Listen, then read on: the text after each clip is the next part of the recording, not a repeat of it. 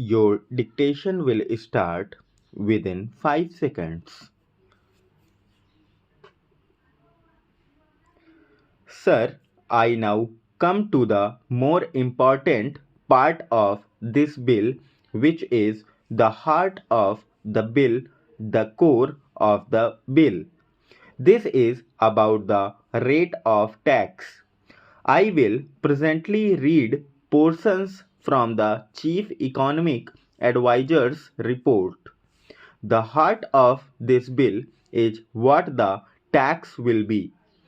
It is not a matter between the Union Finance Minister and the State Finance Ministers. There is a third line to the triangle, that is, the people of this country. Every Union Finance Minister wants to maximize revenues. Every State Finance Minister is under pressure to maximize revenues. There is nothing wrong with that. But please remember, we are dealing with an indirect tax. An indirect tax, by definition, is a regressive tax. Any indirect tax falls equally on the rich and poor. If you buy a soft drink bottle, whether a rich buys it or a poor man buys it, he pays the same excise duty on the soft drink bottle. That is why word over indirect taxes being regressive in nature, the trend is to keep them as low as possible. I am sure many members have read the Chief Economic Advisor's report. If not, I would urge you to please read it. The cover tells the story. In high income countries, the average GST rate is 16.8%. In emerging market economies like India, the average is 14.1%.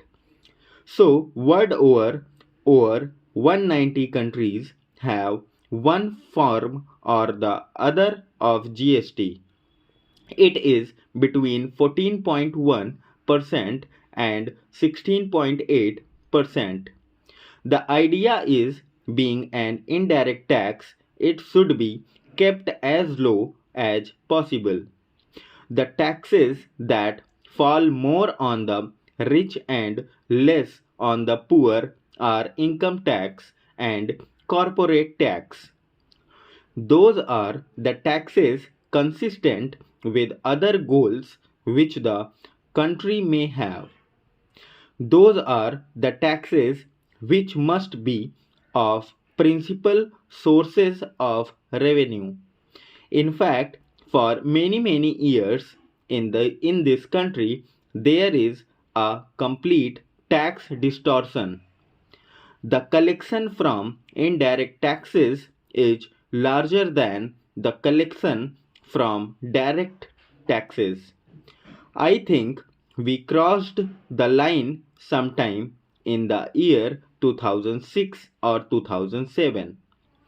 Maybe in 2008 we crossed the line when the collection from direct taxes overtook the collection from indirect taxes, and that remain so even today in our country. In fact, the collection from direct taxes should far outweigh the collection from indirect taxes. So, what do? We need to keep the taxes low. At the time, we must protect the existing revenues of the union government and the state government.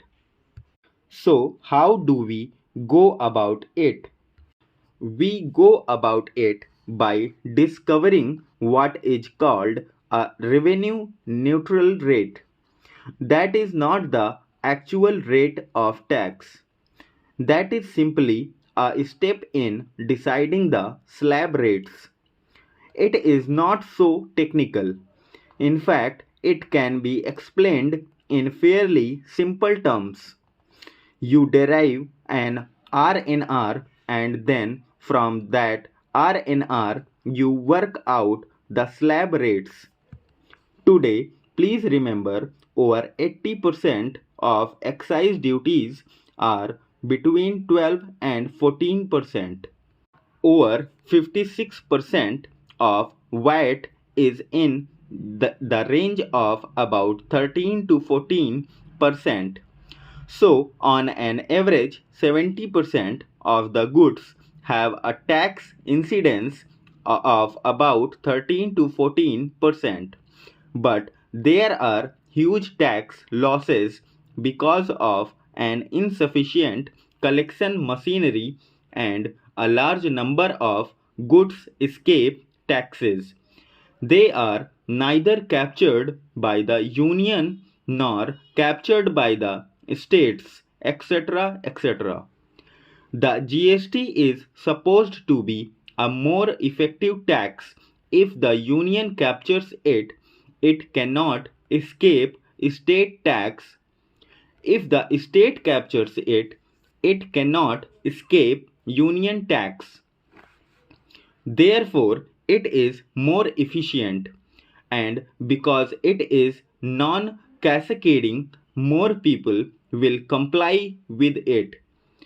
Because it is a self audit method, a chain of transactions, it is very difficult to escape the tax. All these are argued everywhere, and I don't wish to repeat those arguments.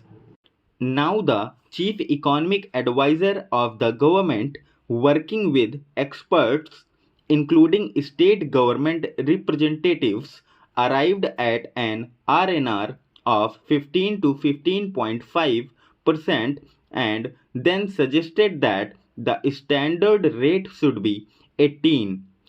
The Congress party did not pluck 18 from the air. This 18 came out of your report. The standard rate must be 18. You can have then a lower rate less than 18, and you can have a demerit rate of more than 18. But the standard rate, the rate that will apply to most groups and most services, must be 18, and the chief economic advisor has argued very cogently that it alone will make it non-inflationary, acceptable to the public, and an effective way of taxing without tax evasion. Now, when we say cap the tax rate, what are we saying?